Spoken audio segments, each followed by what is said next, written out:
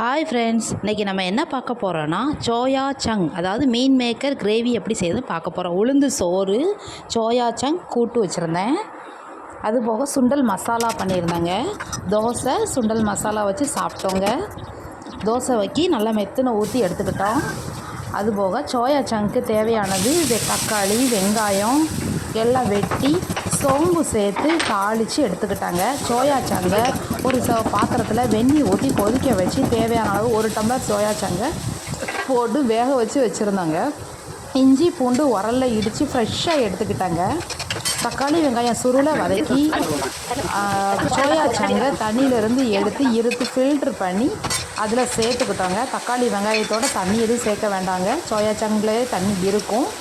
அதை அப்படி சுருளை வேக வச்சு அதில் தேவையான அளவு உப்பு, மஞ்சத்தூள், காரப்பொடி, கரம் மசாலா பொடி கொஞ்சம், இஞ்சி பூண்டு பேஸ்ட் எல்லாம் போட்டு நல்லா சுருளை வதக்கி மூடி போட்டு வேக வச்சுக்கோங்க.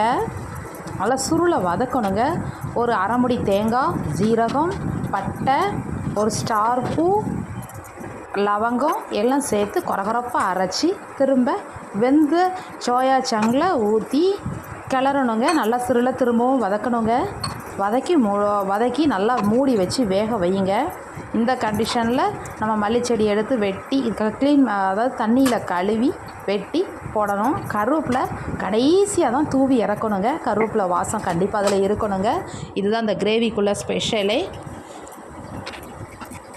சோயா சங் எல்லாமே நல்லா உடம்புக்கு நல்லா ஹெல்த்திங்க. பிள்ளைங்க விரும்பி சாப்பிடுவாங்க. இதை பொரிச்சும் கொடுப்பாங்க. Thank you friends. லைக் பண்ணுங்கள்.